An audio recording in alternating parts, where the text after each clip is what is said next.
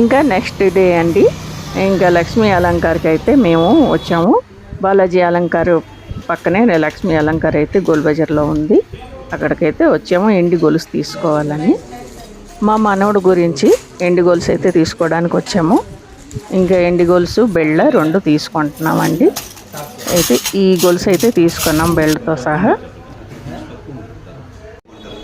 ఇటు చూస్తున్నారా ఈ పట్టీలు ఎంత మోటాగా ఉన్నాయి. అవన్నీ యూపీ బీహార్ సైడ్ వాళ్ళు అయితే తీసుకోతుంటారండి.